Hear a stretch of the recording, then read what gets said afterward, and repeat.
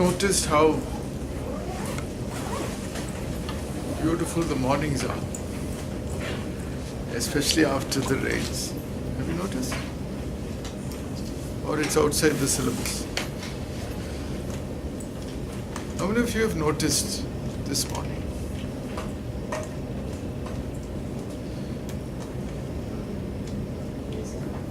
We normally don't notice these beautiful things in the fast pace of life, right? And by that we create habits. The momentum of these habits govern our attitudes, govern our lives. So if we can nurture some new habits, then the whole direction of your life can change. Don't you agree?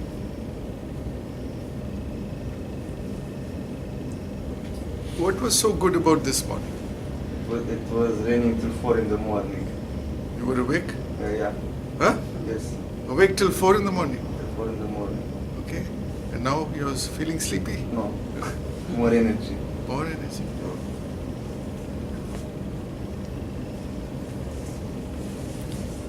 So it's important to relish the gifts of nature.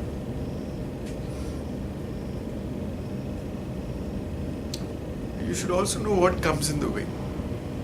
What comes in the way of enjoying? What blocks? Duty. Even on holidays, when you have nothing to do, you have duty all the time. That's an excuse. Your duty is to enjoy morning. Don't you? Have you ever thought of that? That's your duty. You're neglecting your primary duty. What comes in the way?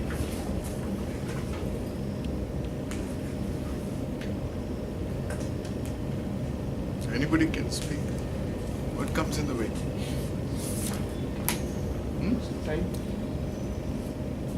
Time. Why does time come in the way? Time will flow in its own pace. Why does it come in the way? Just to breathe in the freshness of the morning, how can time come in the way?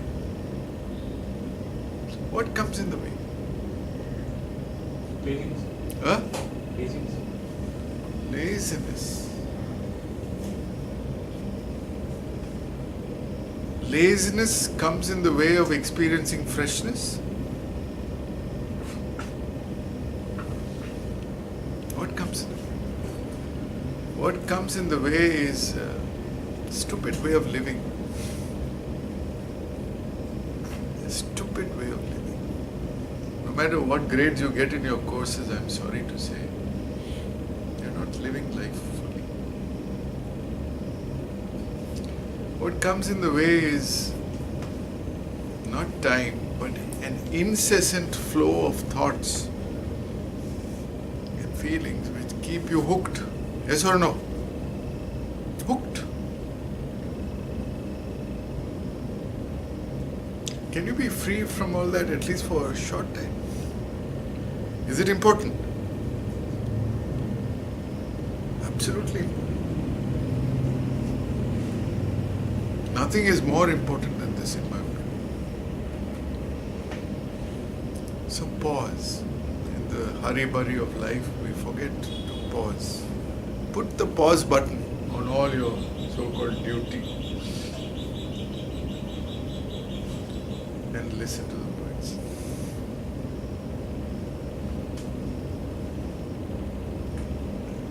Especially early in the mornings.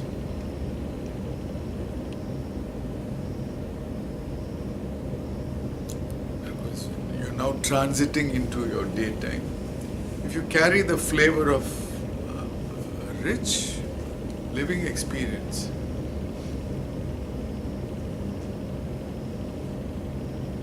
then it makes a huge difference.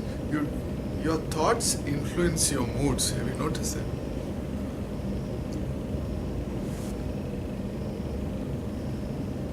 Let's take two words. Experiment. One word is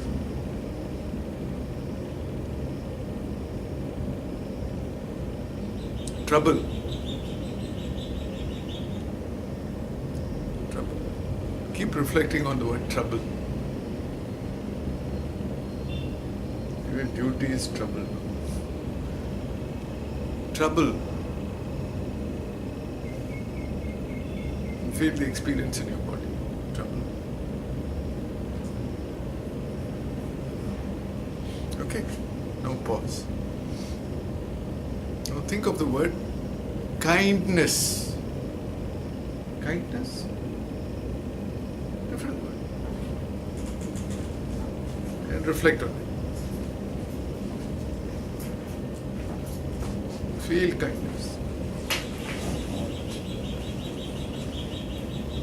You have to feel kindness to listen to the bird. Does your body experience a different feeling? Yes or no? So you'll find that how we think also influences our moods. You can make your day totally full of trouble by going on thinking of all the things you need to do. I have to attend class, I have to do this assignment, I have to prepare for the exam. Life is, and there's no end to it. Today is like this, tomorrow will be like that, day after will be worse. Then you'll have more encumbrances to deal with. Family, boss, promotion. But the person who's free is really free from all this. Not only is that person free, you have the space to accommodate other people, including birds and nature, which otherwise we have no space for. You're only thinking of your duty, so-called duty. I have to do this, I have to do that. So we are losing the gift of living in the present moment. It's a priceless gift. And if you learn to relish this gift, then you'll suddenly find a lot of space and freedom in your life.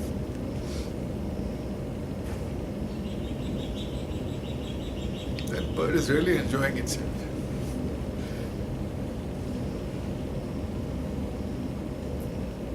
Are these things important in education? Yes or no? They won't help you answer your quiz, you think, but actually they will help you. They help you think better when you can stop the flow of thoughts. And when you need to think, the quality of your thinking will be much better, much clearer. Your mind is free from fear, from want.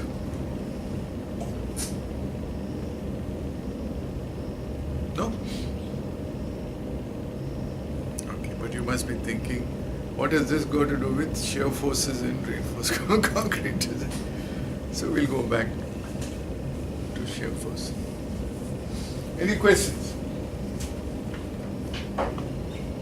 Any questions?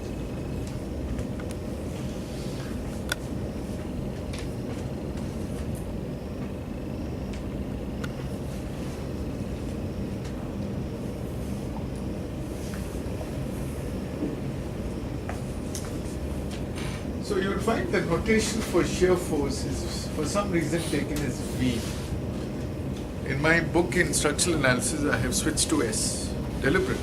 S is a short form for shear. V is vertical component of a force.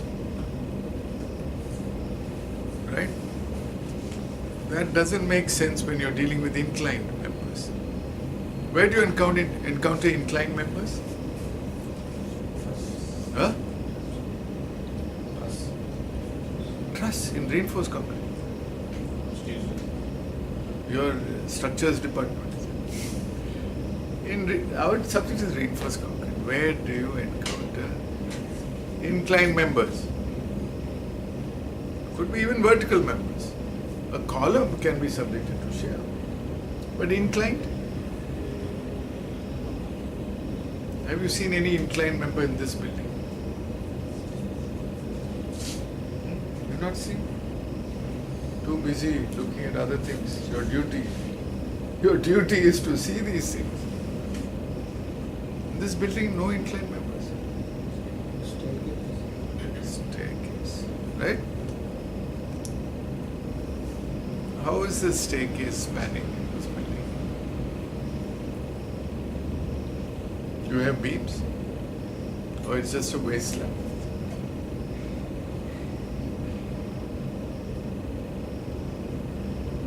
Go and check now. It's your duty now. Quickly go, look and come back and report. Meantime, you guess. Huh? Razwan? Yes, sir.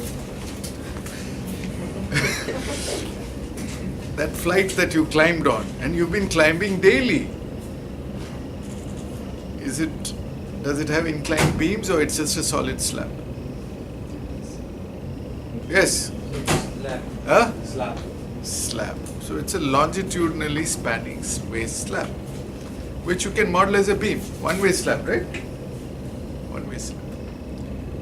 If you want to make it span transversely, you can make the waist slab much thinner. Then you can give edge beams, which are inclined, or you can give a beam in the middle, a spine. You can even step it with thread risers. You know that. It's very interesting. So you get, if you go to your Himalaya mess, you go there, no full. What's the arrangement there? Have you seen the HP? Well, that's an example we show to all structural engineers who come for proof checking. If you are doing a building in a relatively high earthquake zone, the staircase is important because when the ground shakes, if the staircase is flexible, that's the first thing that will collapse. Lifts don't work. There are stories, horror stories of people jumping off the balconies and windows to somehow escape. So what will you do to address this problem? You don't want the staircase. You know, the staircase, the connection with the floor slab is so weak, it gets wrenched off. It just falls. It's flexible, it vibrates. How will you solve this problem? We've solved it in Himalaya mess. We insisted on it, and we've actually taken a photograph of it and published it in a book called Handbook of Seismic Retrofit of Buildings. How will you? See, you can design a frame to take lateral loads in addition to gravity loads. But the staircase has to be also framed. So if you go and take a look, if you put beams at the ends, inclined beams, and you frame them to columns, then they're part of the frame.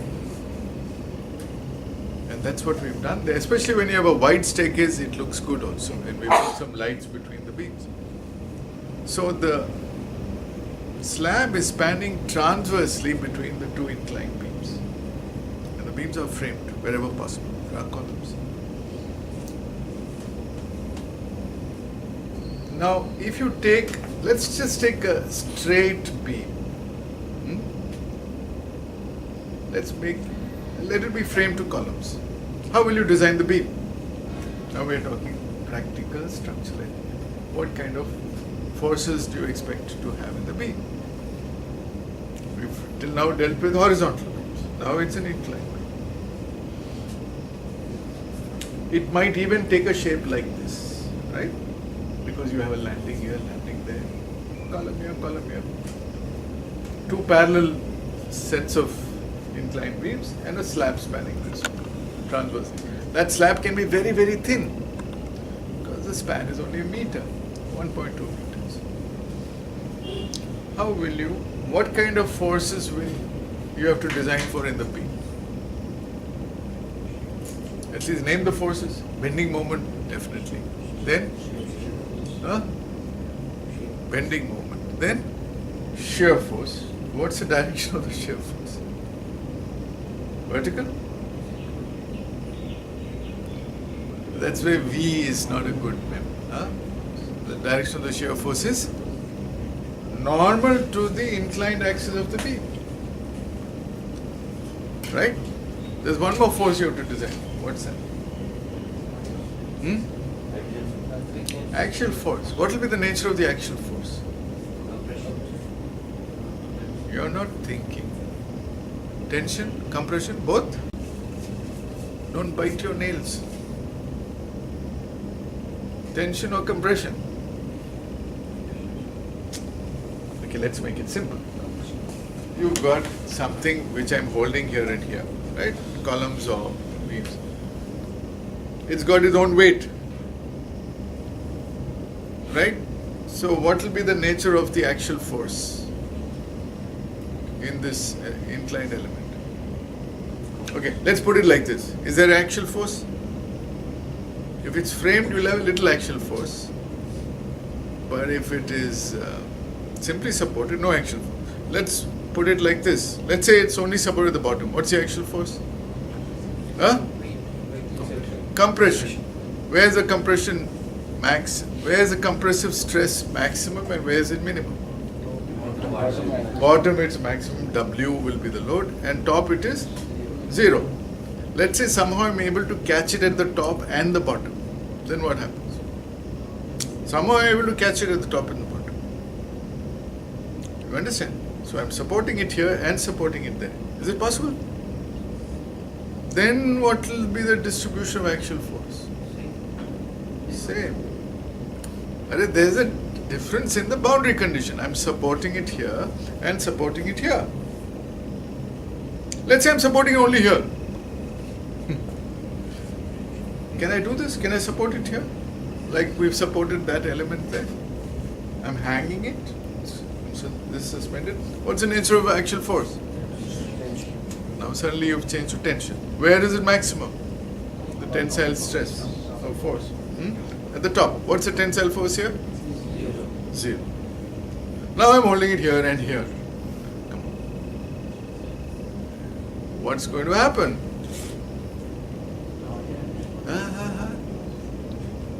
What's going to happen? I'm holding it here and here. Double support. So long. Compression or tension or both? Compression in the, let's say the total weight is W. What will be the reaction here? What will be the reaction here?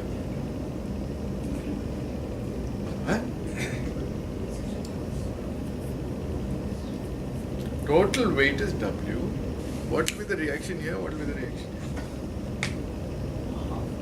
here? Hinged. Simple. Don't complicate. Half, no? If there's no support here, full W here. If there's no support here, full W here. If there's support here and here, half, no? Two people doing a project equally. W by 2, the arrow mark will point up. Yes or no? Reaction. Now draw the free body and draw the axial force diagram for such a.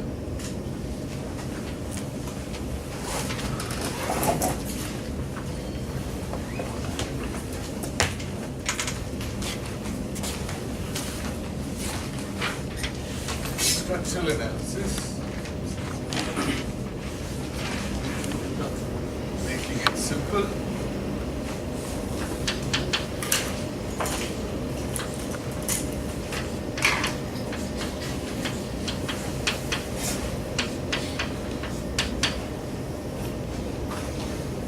Let's say Q. So the total load will be acting here.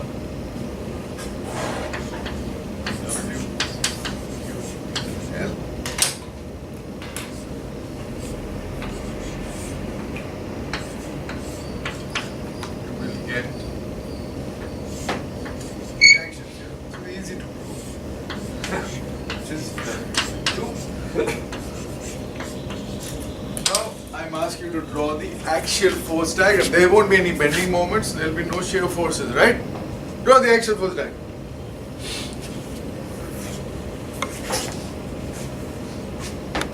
You've never drawn these diagrams ever in your life, is it? Draw the axial force diagram. Someone draw it on the board so that you get exposed on the video. If you've done it well, yeah, anybody wants to try.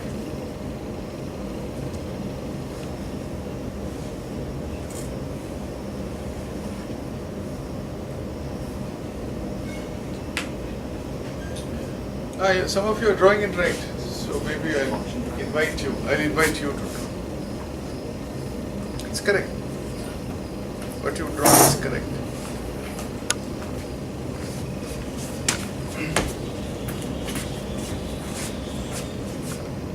That center circle magic. Draw, finish. Distribute it like that, okay. Write the values. Now you have to do one more job. Signs. Let's say tension is, should we take tension positive or negative? You are in a reinforced concrete design class. This is not structural steel. Concrete doesn't like tension. You also don't like tension. So tension for us is not good. Compression is good. Concrete is strong in compression. So compression will put positive, tension will put. Right? You can see intuitively also, can't you feel that the top half will be it's suspended tension. At the center there's no axial force, at the bottom it's. Got it? Now let's take an inclined method. And you can draw it any way you want. Let's, for convenience, make it simply simple. And let's say you have the same Q. Now I want you to draw everything. This is a challenge. I want you to draw the axial force diagram, the shear force diagram, the bending moment diagram. This is it. If you want, this is H. If you want.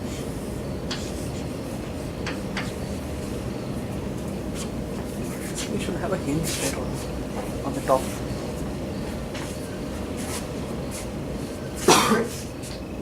The reaction won't be generated, no? If it's a roller. The reaction won't be generated if it's a roller. Oh, sorry. You're right. You're right.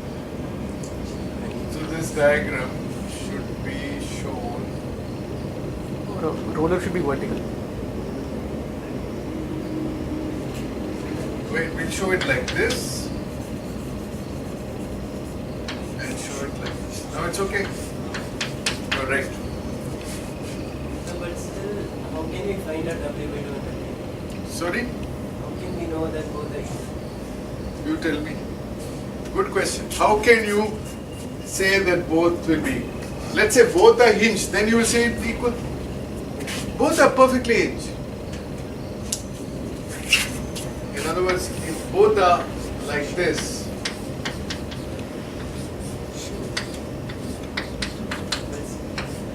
yeah, tell me. Still, it can be in any proportion. Yeah, but that's your left brain talking. What about your right brain? Okay, good. So today's class is structural analysis because you're asking.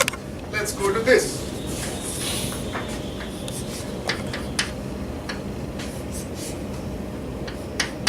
Okay, I put a load in the middle, W, bang in the middle. He's asking, how will you say what the range? Or let's make it more interesting. W is located at the distance of A. Getting more interesting.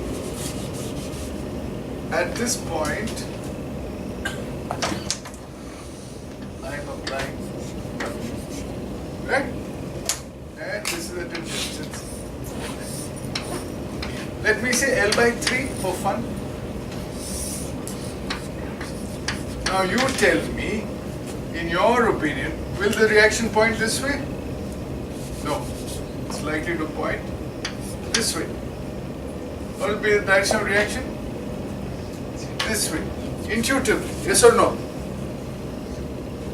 And you say, I don't know. Your answer is right, I don't know. Let me call this A, this is B.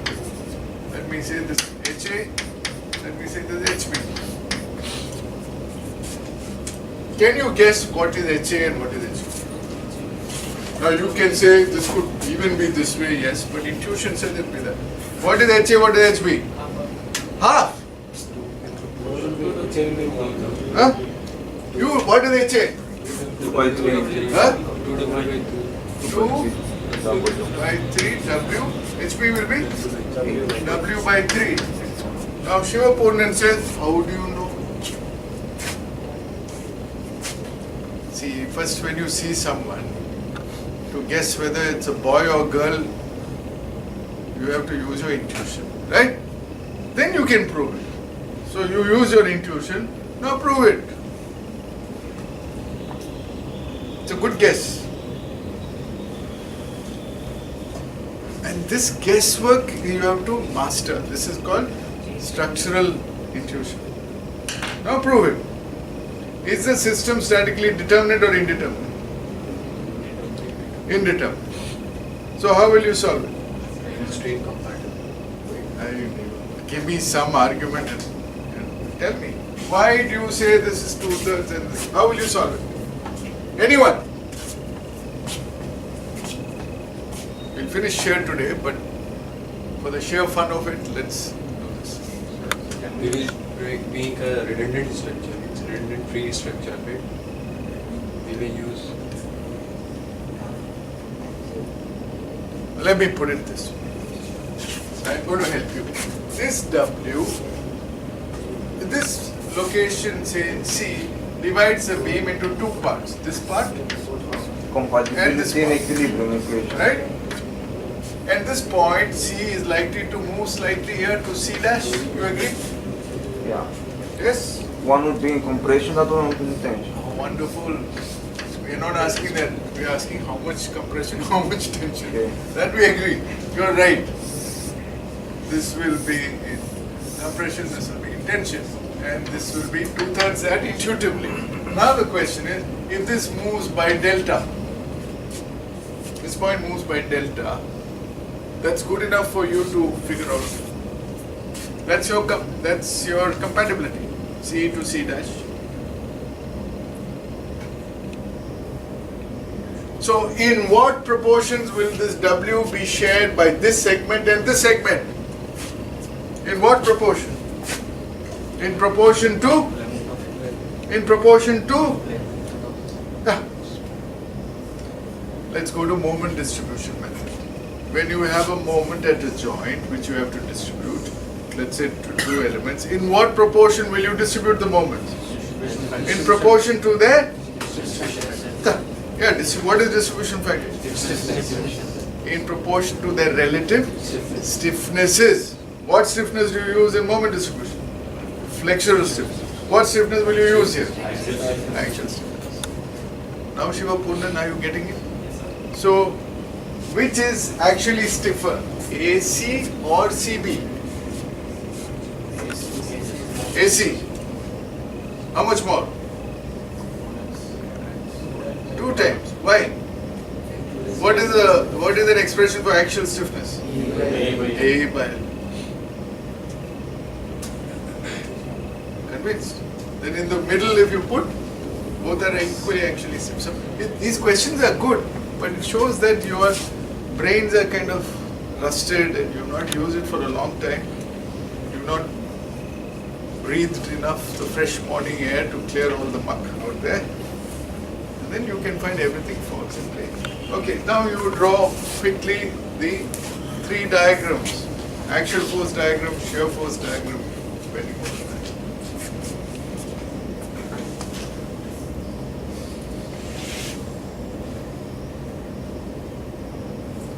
I'll help you. What's a vertical reaction? Let's say the total load is W. let's say this inclined length is S, so W is equal to QL, because it's uniformly distributed in the horizontal projected span by gravity loading. What's this vertical reaction? Huh? W by 2, no doubt. Right? Or you have a doubt, you put it. Now you're comfortable. He always raises question. W by 2. Good. Right? Now, what you need to do is you take some distance x and draw the free body. So you've got W by 2 here. You've got a distance x here. You've got loads acting down here. So you have a vertical force. Will you call it a shear force? No. Because if you have an element like this component will be called shear. I would have used S, and this component, whichever is up or down, will be called N. And you have to resolve this vertical component. You can call this V, I have no objection, because it's vertical. But it is not shear. Important. The component in this direction is shear, is normal axial compression, and the component in this direction is shear. Are you getting it? It's very important to understand all this. Anyway, what's the maximum bending moment? What's the bending moment diagram? Huh? Tell me the maximum bending moment. You need to calculate so much. Where is the maximum bending moment going to be? At the middle. What's the bending moment diagram? Huh? Bending moment diagram will be like this, and the maximum value will be WL by 8. That doesn't change. Okay, I'll leave it to you to work out the shear force, and the whole idea of saying all this was to help you understand that shear force is not necessarily vertical. Can be. It's tangential, it's shear. Okay, so let me complete this topic today. So we are now, remember the last class we looked at tau C. What is tau C? Tau C is the shear strength of concrete without the help of any, which reinforcement? Shear reinforcement, but with the help of longitudinal reinforcement, because dowel action comes there. And we are making a huge assumption that it remains constant throughout the duration of loading till failure. It's a wrong assumption, but to simplify, as he rightly said, because all the three components to tau C keep changing their contributions. Once it cracks, then uncracked concrete component comes down, etc. Now, there are the types of reinforcement, shear reinforcement, also called web reinforcement, are stirrups perpendicular to the beam axis, which in the code itself they use the wrong word, vertical stirrups, because they have the idea that the beams have to be horizontal, which is wrong. And stirrups inclined, which is better? Inclined stirrups or vertical stirrups? Huh? How will you incline them? I've got a beam here. Because if you incline them in the wrong direction, they'll be useless. Vertical, you can't go wrong. It doesn't matter whether the crack is this way or this way, it'll help. So the inclined is dangerous unless you know behavior. So you have to imagine how the diagonal crack is going to happen. And if you put it normal to that, so traditionally people sometimes put at 45 degrees or 60 degrees, that the crack inclination need not be 45 degrees. But that's a big study by itself. Okay, so this also can be done in longitudinal bars. When do you bend up longitudinal bars? Let's say you have large number of bars. Where do you have large number of bars? Huh? In buildings you won't get large number. How many bars you'll get in a building? 3 bars, 5 bars, 6 bars. Where will you get 40 bars? Have you done this? Have you got 40 bars, longitudinal bars? In which context? In a bridge. You you must have done RC T-beam bridges, long span, 30 meters. You get huge bending moments. The self-weight itself will be huge. So you will need 32 mm diameter bars, maybe 30, 40 or 20, whatever. And then in the olden days we used to curtail them, but instead of curtailing, you bend it up staggered, right? You bend it up staggered. So that portion where you're bending it up, and if you're doing it, it contributes to shear. It contributes to shear. Okay. But nowadays people don't depend on this, we depend only on stirrups. Factors contributing to ultimate shear resistance. Prior to the formation of diagonal tension cracks, there is practically no tensile stress developed in the shear reinforcement. Why? See, you have a beam. Let's say you want to make it fail in shear. You've designed it so that it's weak in shear. Then you're loading it. Initially it's uncracked, and then a shear crack comes or a flexural shear crack comes. Till the time the flexural shear crack comes,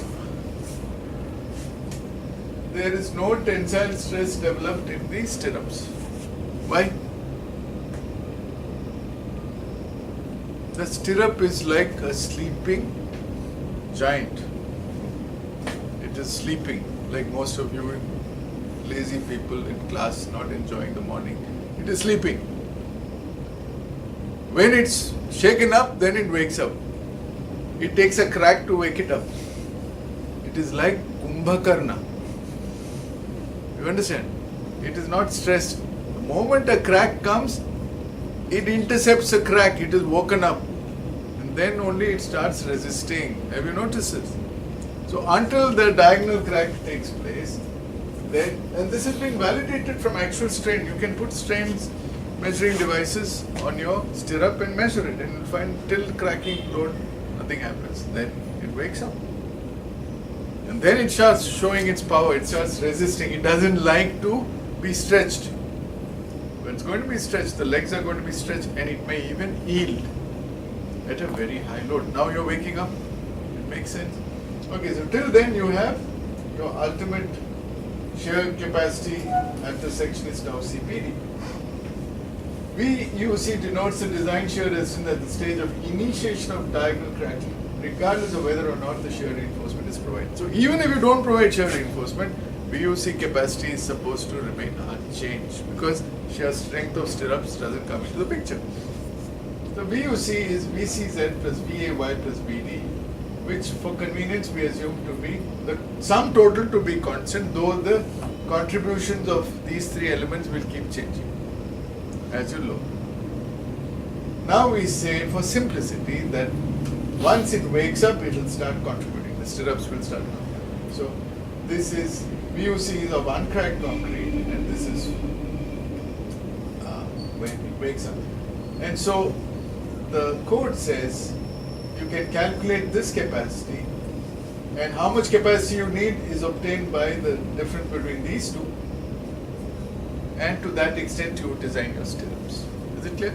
So we use two terms. Tau V is nominal shear stress, tau C is the capacity of concrete in shear, which depends on the percentage of longitudinal reinforcement and the grade of concrete, and you can use tau V and tau C. VUS and hence VUR. VUR is VUS plus VUC. Cannot be increased indefinitely by providing increasing amounts of shear reinforcement, because the excessive shear reinforcement may lead to a shear compression failure, which we talked about last time, which is brittle and hence undesirable. So the first thing the code does is it limits. You can't keep on adding stirrups. It says don't exceed this capacity, and this capacity is governed by shear compression failure. Its VUR limit is tau C max into BD. Tau C max is approximately 0.62 root MCK. And so you can work out, this code gives you for different grades of concrete. So first thing you have to do is, let's say you calculate your design shear force VU. Then you find out VUC. If VU is more than VOC, then for the difference you have to design stirrups. But before you start designing stirrups, you have to check tau C max, because you cannot exceed tau C max. If you exceed tau C max, what should you do? You have to redesign the size of the beam, or you can change the grade of concrete. You have to make sure that it's manageable within tau C max. Okay? Tau C max increases with increased FCK because of the improved resistance against diagonal compression. For solid slabs, tau C max into 0.5 shall be taken as a limit. But this, in slabs you don't provide stirrups normally, so this is not a very important one. Otherwise, increase size of member, improve grade of normally. Now, traditionally, shear is very difficult to deal with, so they use a simple concept called the classical truss analogy. So what they say is, once you have these diagonal cracks, you can imagine that there's a truss hidden inside this beam. The dashed lines are lines which show compression members, and the solid lines are the lines which show tension members. So your longitudinal steel is in tension, and this area is in compression. This lever arm is going to resist your bending moment. The shear is resisted by the diagonal component, the strut, and as long as this doesn't fail, that's your shear compression failure, everything is fine. So RC beams with inclined cracks is replaced with a fin jointed truss whose compression cord represents the compression zone at the top, tension cord represents the longitudinal tension reinforcement, and the tension web members represent the stirrups, and diagonal web members represent the concrete in compression between the inclined cracks. So these stirrups are the vertical members. You remember? You've seen trusses like this, end truss.